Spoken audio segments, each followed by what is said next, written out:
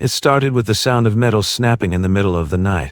A sharp, piercing crack that echoed through the quiet cul-de-sac, jolting Thomas awake in an instant.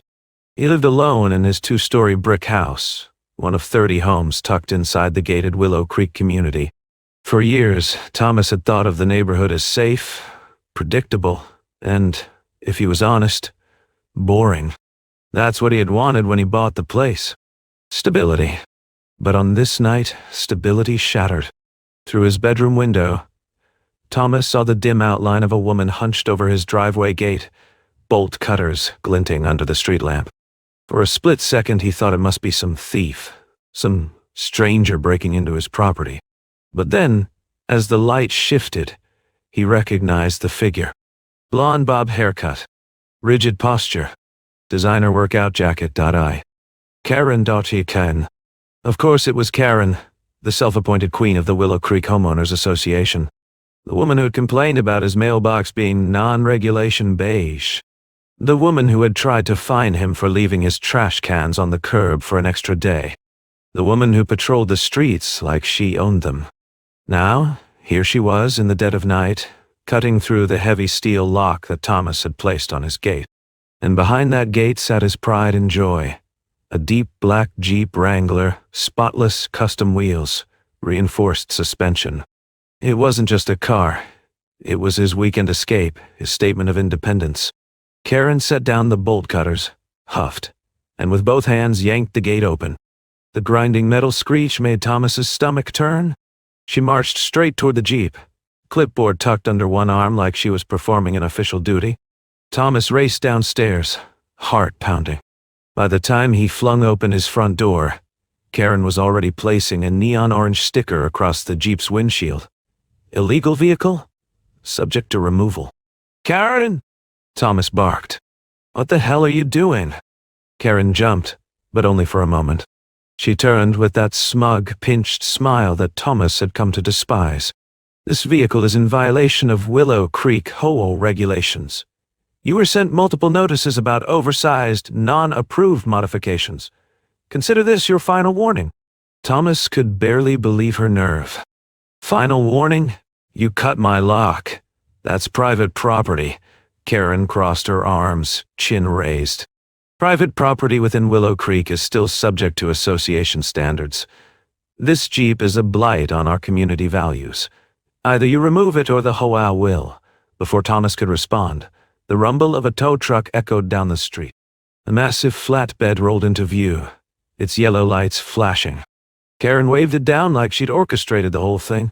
"You've got to be kidding me," Thomas muttered. The driver hopped out, clipboard in hand. "Got an order here. Says we're impounding a Jeep Wrangler. Black, plates ending in. That's my vehicle." Thomas cut in, furious. "And I never authorized a tow." The driver shrugged, pointing to the order sheet. "Came from the HOA, signed by the president herself." Karen gave a prim little nod. "We have full authority to enforce vehicle restrictions under the Willow Creek Charter." Thomas's blood boiled. "Authority? You're trespassing. This is theft." But before he could stop them, the tow driver hooked the Jeep's front wheels, winch whining as the Wrangler lurched upward. Thomas's fists clenched, every instinct screaming at him to intervene. But he knew better. He'd seen enough HOA horror stories to know that things could escalate fast. "Fine," Thomas said through gritted teeth. "But you're going to regret this, Karen. You have no idea what you've just done." What Karen didn't know, what nobody in Willow Creek knew, was that Thomas's Jeep wasn't just a weekend toy. The Jeep was leased under a federal contract, outfitted with discreet surveillance gear, registered under a shell company connected to a joint law enforcement task force. Thomas wasn't just a homeowner, he was a federal consultant. And that Jeep? It wasn't supposed to move without clearance. As the tow truck pulled away, Karen smirked, satisfied. She thought she'd scored another victory in her crusade for neighborhood order. But in reality, she'd just set off alarms far beyond the HOA boardroom. A fallout started the next morning. 2 unmarked SUVs idled near the entrance to Willow Creek. Neighbors noticed men in plain clothes, watching, waiting. Word spread fast. Something was happening. Karen, meanwhile, strutted into the HOA office like a conquering hero. That Jeep was a disgrace, she told the board treasurer. Oversized, illegal, and completely inappropriate for our streets. Once people see that I'm serious, they'll fall in line. But behind her confidence, cracks were forming. Within hours, the HOA office received a certified letter, stamped with the seal of the U.S. Attorney's Office. It wasn't a friendly notice. It was a demand. A federal property had been unlawfully seized, and the OA was now under investigation. Karen dismissed it as a mistake at first. Government overreach, she scoffed at the board. But the language in the letter was unambiguous. By authorizing the seizure of the Jeep, Karen had exposed the entire HOA to civil liability and possibly criminal charges. Worse, the HOA's insurance provider caught wind.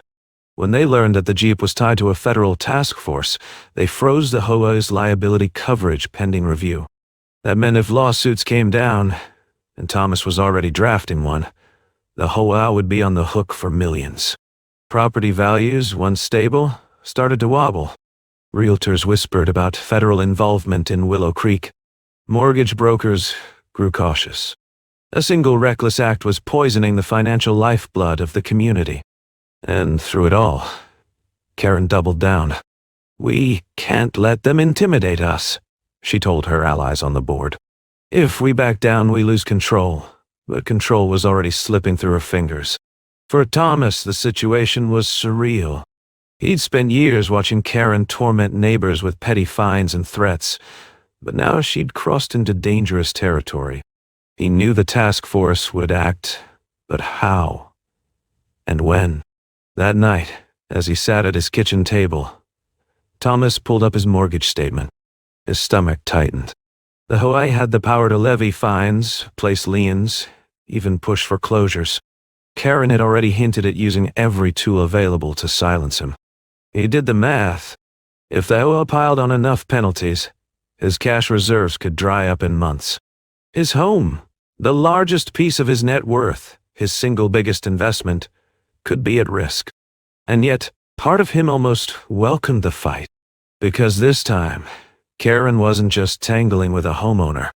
She was tangling with the federal government. By the third day, agents began quietly knocking on doors, asking neighbors questions, reviewing HOA meeting minutes. Karen panicked when she saw the first black SUV parked outside her house. She'd thought she was untouchable, but now her hands shook as she dialed the board treasurer. We need an emergency meeting, she hissed. That meeting would mark the beginning of Willow Creek's unraveling. The emergency HOA meeting was supposed to be private, but in a neighborhood like Willow Creek, word traveled faster than wildfire. By the time Karen and the board filed into the small clubhouse conference room, half a dozen residents were outside, straining to hear through the thin walls. Inside, the atmosphere was tense. Karen sat at the head of the long oak table, a stack of papers neatly squared before her. Her jaw was tight, her smile brittle. We need to project confidence, she began, her voice clipped. This is a misunderstanding. The vehicle was in violation, and we acted according to the HOA charter. If we let the federal government bully us now, we'll lose all credibility. The treasurer, a balding man named Harris, rubbed his temples. Karen, this isn't about credibility. The insurance company has suspended our coverage. Do you understand what that means? If Thomas sues, and he will, we have no protection. Every dollar would come out of the HOA's reserves. Karen waved a dismissive hand. We'll raise assessments. The bylaws allow it. At that, a murmur of dissent rippled around the table. Raise assessments. One board member scoffed. You're talking about jacking up monthly fees by hundreds of dollars per household. People are already stretched thin with mortgage rates going up. You'll bankrupt half the neighborhood. Karen's smile didn't waver, but her nails tapped furiously against the table. Home values depend on order and discipline. If we allow violations like that Jeep to go unchecked, property prices will fall. I'm protecting investments, but the irony wasn't lost on anyone. In reality, Karen's crusade had already triggered whispers among realtors. Just last week, one had quietly pulled a listing in Willow Creek after buyers asked, Isn't this the neighborhood under investigation? For homeowners who had counted on selling to fund retirement, that question was devastating. A 5% dip in property values could mean tens of thousands of dollars lost. For those already carrying second mortgages or lines of credit, it could push them underwater. And now Karen wanted to raise fees on top of that. Meanwhile, outside the clubhouse, Thomas watched from a distance. He wasn't technically allowed inside the meeting. Karen had barred him after his outburst, the night of the Tao. But he didn't need to be. He'd been contacted directly by the task force. Let her talk, one agent had told him. Every word she says digs the hole deeper, and she was digging fast. By the end of the meeting, the board was fractured. Harris and two others wanted to negotiate with Thomas, maybe even return the Jeep quietly and hope the feds backed off. But Karen refused. Compromise makes us weak, she snapped. If we cave once, we'll cave forever. I won't let this community fall apart because of one man's oversized toy.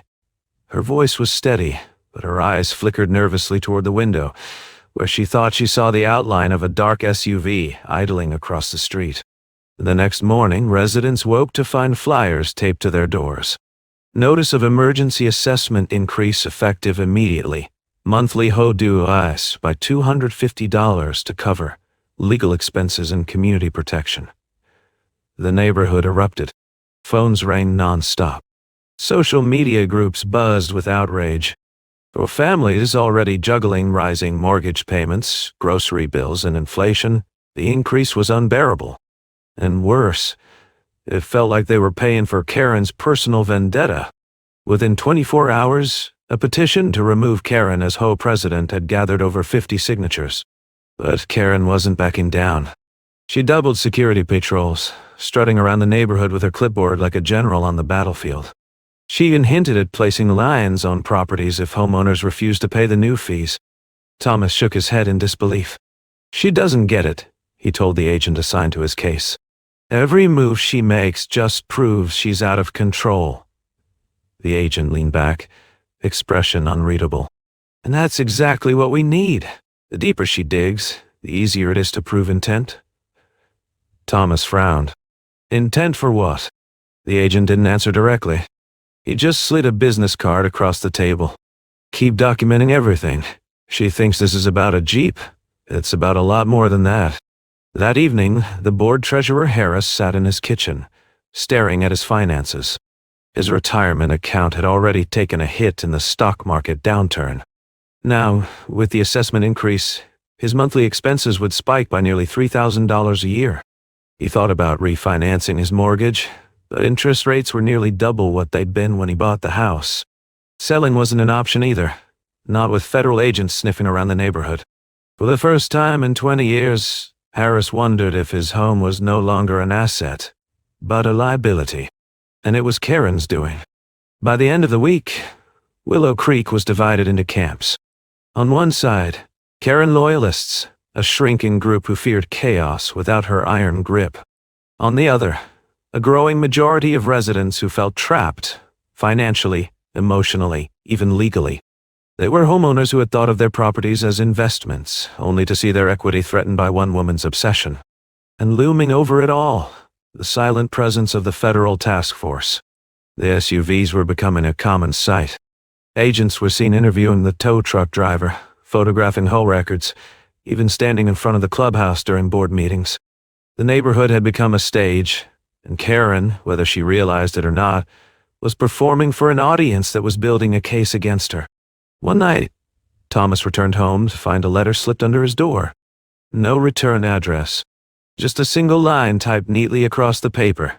Keep pushing. She'll break. Thomas folded the note, slid it into a drawer, and exhaled. He didn't know who had sent it. Maybe a neighbor, maybe the agents themselves. But he understood the message. Karen was unraveling, and when she broke, she'd take the whole hoe with her. At first, homeowners thought it was a mistake, but when 3 neighbors compared letters, each stamped with the HOA's logo and signed by Karen herself, the truth sank in. She wasn't bluffing. Anyone who refused to pay the new $250 assessment would have a line placed on their property. For many, the math was brutal. A line meant refinancing was impossible. Home equity loans would be denied. And worse, it created a paper trail that lenders hated. It wasn't just a penalty, it was a scarlet letter on their investment. The neighborhood was furious. "Does she even understand what this means for resale value?" shouted Denise, a single mother balancing 2 jobs and a mortgage she could barely afford. "Nobody wants to buy into a community where half the houses are tied up in liens." She wasn't wrong. Real estate whispers had already started spreading beyond Willow Creek. A neighboring realtor told one resident flatly, "We can't market your house right now. Buyers Google HOA disputes. The second they see liens and federal agents, your listing's dead in the water." Meanwhile, Karen thrived on the chaos. She patrolled the sidewalks with a manic energy, clipboard clutched like a shield. She barked at children for leaving bicycles on driveways, snapped photos of grass blades that grew an inch too tall, and fined a retired couple $500 for having a bird feeder that attracted pests. Every confrontation seemed to fuel her, as if the resistance only proved her righteousness. But behind closed doors, she wasn't as calm as she appeared. Her phone buzzed constantly. Angry emails, calls from furious residents, even messages from lawyers warning her to stop. She slept little, ate less. At night, she paced her living room, blinds drawn, muttering about maintaining order and showing strength. Her husband, long resigned to her obsessions, had moved into the guest room. Even he was beginning to wonder if Karen's empire was crumbling. Then came the night everything shifted. The Willow Creek clubhouse was packed, homeowners spilling into the hallway, their faces tight with frustration. They demanded Karen explain why lines were being threatened and why federal agents were spotted photographing the community pool. Karen rose to speak, but before she could, the double doors opened. 2 men in plain suits entered. They didn't shout, didn't wave badges dramatically. They simply walked to the front, calm and composed.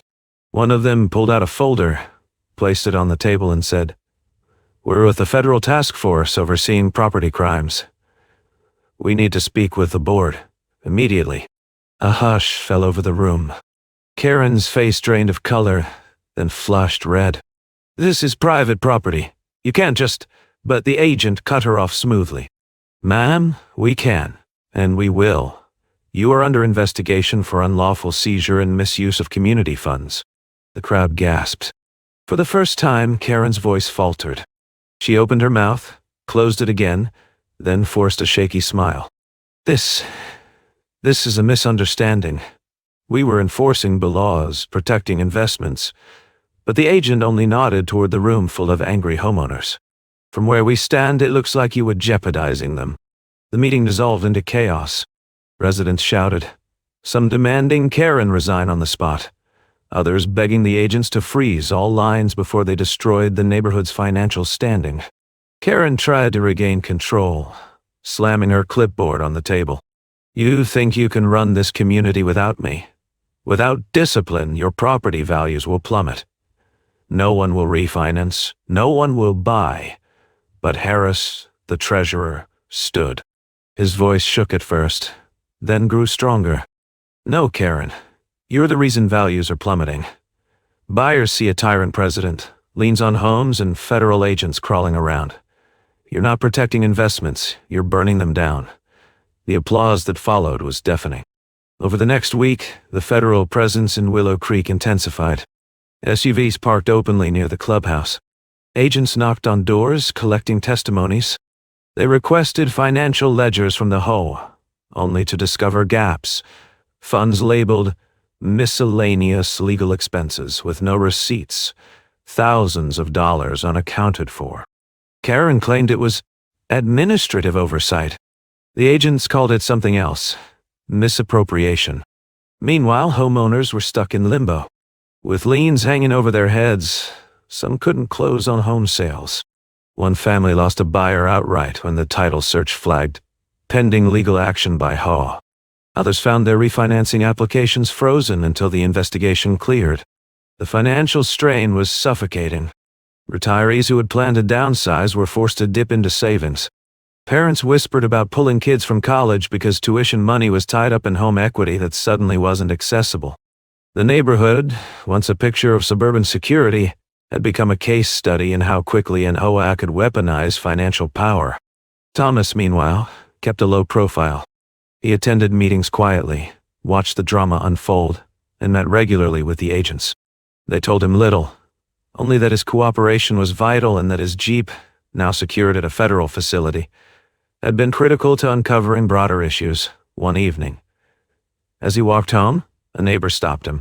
"You started this, you know," the man said, not with anger but with something like awe. "If Karen hadn't touched your Jeep, none of this would have come out." Thomas nodded slowly. "Funny thing about pressure. Apply it in the wrong place and everything cracks." The man glanced at the row of homes, their manicured lawns now overshadowed by tension. "She cracked this whole place wide open." Karen wasn't finished, though. Cornered, she lashed out harder. She accused residents of conspiring against her, claimed the agents were outsiders trying to destroy property values, and even filed cease and desist letters against neighbors who criticized her online. But her paranoia only confirmed what many already suspected. She was unfit to lead. The recall petition gathered speed.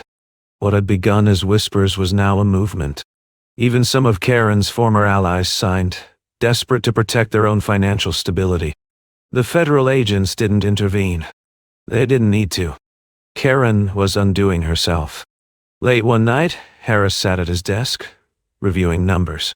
He calculated that if lands proceeded, over $400,000 in homeowner equity across Willow Creek would be frozen. That was enough to spark foreclosures, depress neighborhood values by 10%, and ripple into the entire zip code. He leaned back, exhausted. "We bought here for stability," he muttered. "Instead, we're living in a ticking financial bomb." He wasn't wrong. The neighborhood had become a cautionary tale. How one HOA president's obsession could devastate investments, ruin retirement plans, and trigger federal scrutiny. And yet, Harris had the unsettling feeling they hadn't seen the worst of it. Because Karen still had her hands on the books, and desperate leaders made dangerous moves.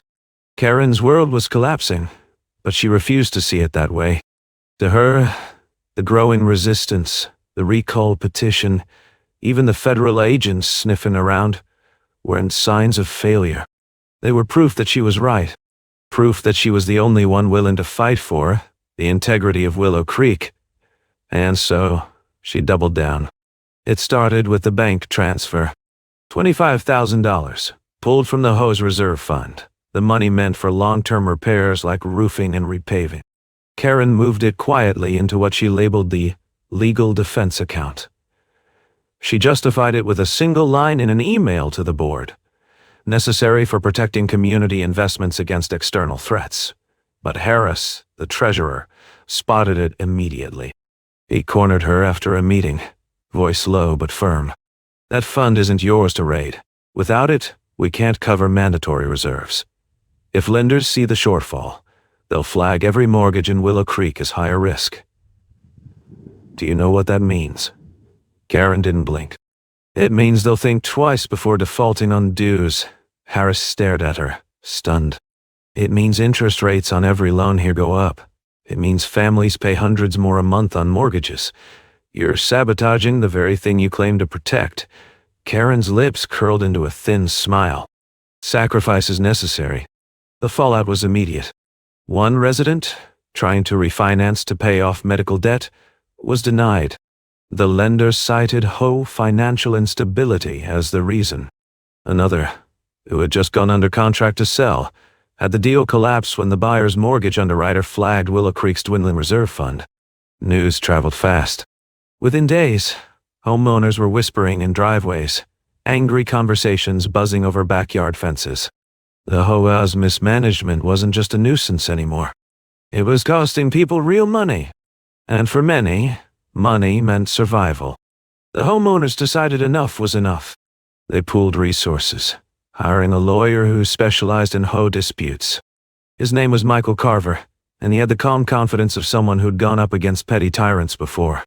Standing in the clubhouse, in front of 50 weary residents, He laid it out in blunt terms. Your president has misappropriated funds. She's jeopardized your ability to refinance, sell, even insure your homes. She's issued liens without due process. That's not just bad leadership. It's potentially criminal. Together we can file for injunctive relief, freeze her access to accounts, and petition for her immediate removal. The crowd erupted in cheers. For the first time in months, they felt hope. Karen, however, was lurking at the back of the room. You think some slick lawyer will save you? She spat. Federal agents come and go. Boards change. But bylaws remain. And as long as I sit in this chair, I'm the bylaws. Carver didn't flinch. He simply smiled, calm and razor-sharp. Then you'd better get comfortable, ma'am, because you're about to learn what the law really looks like. Meanwhile, the federal task force was moving faster than anyone realized. Agents traced Karen's use of HOA funds. They uncovered questionable contracts with shell vendors, payments that had no invoices and personal expenses hidden as community improvements. One discovery sent shockwaves. HOA funds had been used to pay for a storage unit, inside which agents found dozens of confiscated items from residents. Bikes, patio furniture, even grills. And in the corner, tucked under a tarp, was a stash of bolt cutters and locks. The tools Karen had used to enforce compliance. By now, Willow Creek felt like a neighborhood under siege. Signs sprouted on lawns. Recall, Karen. Protect our homes. Or reform now. Neighbors who had once waved politely at each other were now strategizing like activists. They held late-night meetings, drafted petitions, and even contacted local news outlets. And still, Karen clung to power. She issued new fines as if doubling down would reassert control.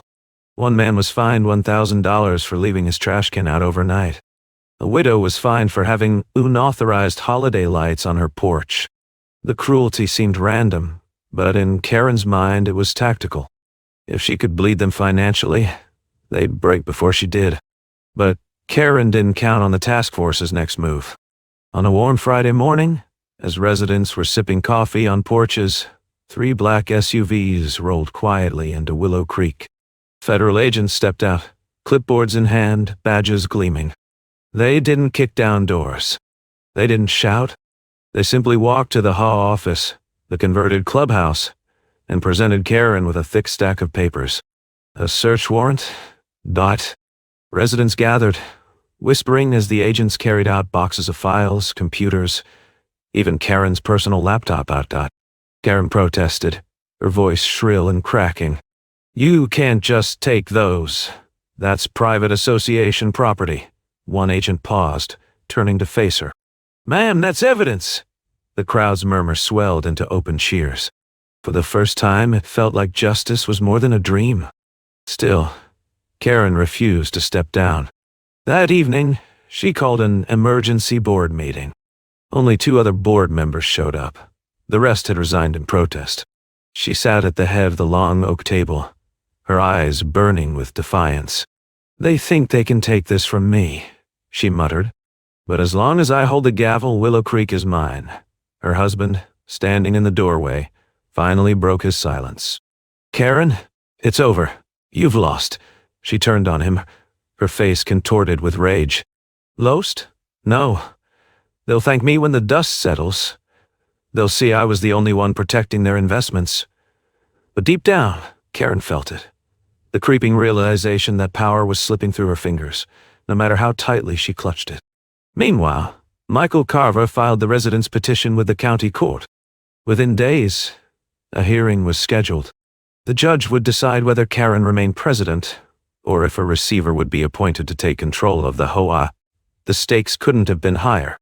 If Karen stayed, liens would multiply, reserves would vanish, and federal investigators might drag the entire neighborhood into bankruptcy court. If she fell, there was hope.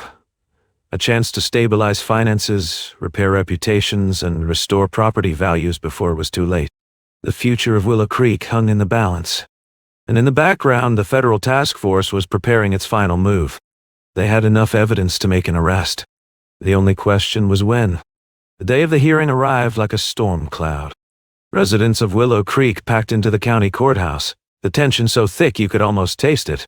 Some clutched folders of HOA documents. Others whispered anxiously, but all of them had the same hope. That today, Karen would finally be stripped of power. At the front of the room, Judge Melanie Rhodes, a sharp-eyed woman with a reputation for cutting through nonsense, looked down over her glasses. "This matter concerns the Willow Creek Homeowners Association," she began, her voice steady. "Specifically the conduct of its president, Karen Whitfield, and allegations of financial mismanagement, abuse of power and unlawful actions against residents." Karen sat at the defense table, jaw tight, lips pressed into a thin line. She wore her HOA badge pinned proudly to her blazer, as if it were armor. Beside her sat an attorney she'd hastily retained, flipping nervously through papers. On the other side, Michael Carver, the resident's lawyer, stood calm, collected, and ready. Carver didn't waste time. "Your Honor," he began, "the issue here isn't minor disputes about trash cans or lawns. It's about thousands of dollars in fines issued unlawfully, reserve funds raided, homeowners unable to refinance because of her mismanagement, and lines threatening families' financial futures. This is exploitation." He held up a thick binder of evidence. "Bank statements, board minutes, even testimony from residents show a pattern of abuse that has destroyed property values and put this entire community at risk of foreclosure." Gasps rippled through the courtroom. Karen's attorney tried to counter, stumbling over objections. "These fines, they were within her discretion as president," but Judge Rhodes cut him off. "Discretion does not mean absolute authority. Continue, Mr. Carver." Then came the testimonies. First, an elderly widow who had been fined for a small wreath on her door.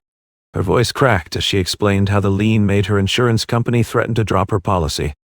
Then, a young couple who had lost a buyer for their home when lenders flagged Willow Creek's HOA reserves as insufficient.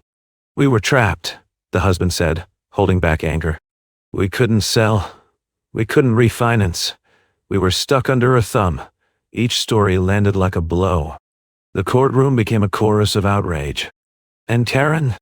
She sat rigid, her face pale but defiant, muttering under her breath about ungrateful residents and people who don't respect rules. Then came the twist. Just as Carver was wrapping up, the back doors of the courtroom opened. Two men in suits walked in, flashing federal badges. The room hushed instantly. "Your Honor," one agent said, "I'm Special Agent Daniels with the Department of Justice. We request to be heard in this matter." Even Judge Rhodes raised an eyebrow. "Proceed." Daniels stepped forward, his voice steady. "In addition to the civil allegations, our task force has been investigating Ms. Whitfield for misuse of association funds, fraudulent contracts, and unlawful seizure of private property. We have uncovered sufficient evidence to pursue criminal charges." The room erupted. Residents gasped, some clapping, others crying tears of relief. Karen shot to her feet, voice shrill. "This is outrageous. You can't just walk in here." But Daniels silenced her with a calm statement. "Ma'am, we can, and we will." The judge leaned back, steepling her fingers. "It seems, Mrs. Whitfield, this goes far beyond HOA bills." Carver nodded solemnly. "Your Honor, on behalf of the residents, we request her immediate removal and the appointment of a receiver to stabilize the HOA's finances." Judge Rhodes didn't hesitate. "So ordered." The gavel came down with a sharp crack. Cheers exploded in the courtroom. For the first time, Willow Creek's residents felt the weight lifting off their shoulders. But Karen wasn't done. As the federal agents approached, she clutched the table like a drowning woman. "You don't understand," she screamed. "I was protecting property values. I was saving this community from itself. Without me, it will collapse." One of the agents gently but firmly took her by the arm. "Ma'am, you're under arrest for fraud, embezzlement, and unlawful seizure of property. You have the right to remain silent." Her voice cracked into hysterical laughter as they read her rights. "They'll regret this. Every last one of them. You'll see. Without me, this neighborhood is nothing." But her words fell flat, because in that moment, with Karen being let out in handcuffs, the residents of Willow Creek didn't see collapse. They saw freedom. The aftermath wasn't easy. The new receiver discovered the HOA's accounts were in shambles. Tens of thousands misallocated. Reserve funds dangerously low. Insurance policies in jeopardy. But with Karen gone, transparency returned. Homeowners voted in new board members, instituted financial audits, and began rebuilding trust. Mortgage lenders lifted their red flags once reserves were restored. Property values slowly ticked upward again. Families refinanced, sold homes, or invested in improvements without fear of arbitrary fines. It was a long road, but it was theirs. Months later, at a neighborhood gathering, Michael Carver addressed the residents. "What happened here should be a lesson," he said. "An HOA is meant to preserve value, not destroy it. Financial power in the wrong hands can be more dangerous than any storm or fire. But today, Willow Creek proves something. When neighbors stand together, even the strongest tyrant can fall." Applause erupted, heartfelt and healing. And in the back of the crowd, Harris whispered to a friend, "Funny, isn't it?" She thought cutting a Jeep's lock would make her untouchable. Instead, it brought the feds right to her door. The two men shared a quiet laugh, a sound that carried further than Karen's bitter screams ever had. The camera would fade here on a hopeful note. Families rebuilding, homes glowing in the sunset, children laughing in yards once shadowed by fear. But the message lingered. Power and money in the wrong hands don't just break rules, they break lives. And sometimes it takes federal agents to remind everyone that no HOA, no Karen, is above the law.